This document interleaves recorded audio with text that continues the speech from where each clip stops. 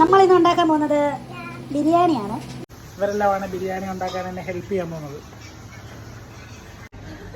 അടുത്ത എൻ്റെ വീഡിയോ നമ്മളുടെ വീട്ടിലുള്ള ആൾക്കാരെയൊക്കെ ഞാൻ പരിചയപ്പെടുത്താം. ഒരു ഹലോ ഗായ്സ്, എല്ലാവർക്കും എൻ്റെ വ്ളോഗിലേക്ക് സ്വാഗതം.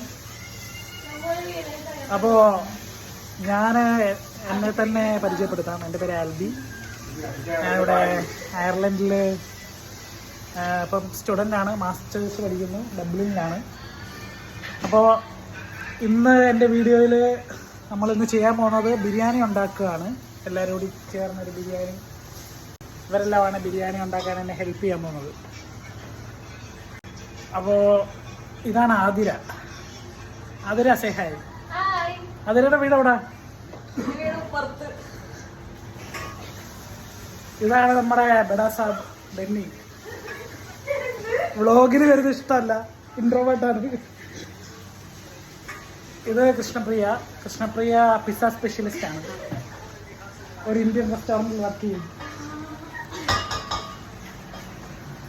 അടുത്തത് മെയിൻ ഷെഫ്, ഞങ്ങളുടെ വീട്ടിലെ main chef, biryani specialist Saleeshya C loons.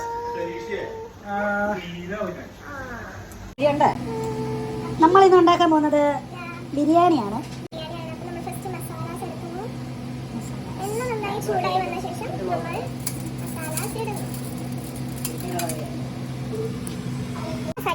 ആദ്യം നമ്മൾ മസാല ഒക്കെ ഇട്ട് ഇനി നമ്മൾ ജിഞ്ചറും ഗാർലിക്കും ഇടണം. അയർലൻഡിൽ ഇപ്പോൾ നല്ല വെയിലാണ്. വെയിൽ കൊള്ളാൻ വേണ്ടി ഇരിക്കുന്ന ആതിര സൺസ്ക്രീൻ ഇട്ടിട്ടാണ് ഇരിക്കുന്നത്.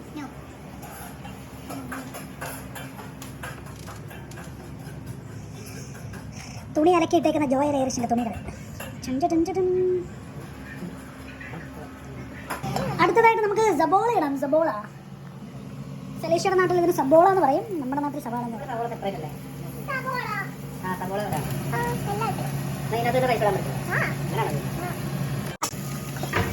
ഡോമിനോസിലെ ഷെഫായിട്ടുള്ള ഡെന്നിയാണ് ഇപ്പോൾ കുക്കിംഗ് ഡ്യൂട്ടിയിലോട്ട് കയറിയത്. അടുത്തത് ഞാനിനി ഇളക്കും. ഇതിനകത്ത് ഇനി കുറച്ച് സ്വല്പം ഉപ്പിട്ടാലോ നമുക്ക്. എന്ത് പറയുന്നു? ഓക്കെ.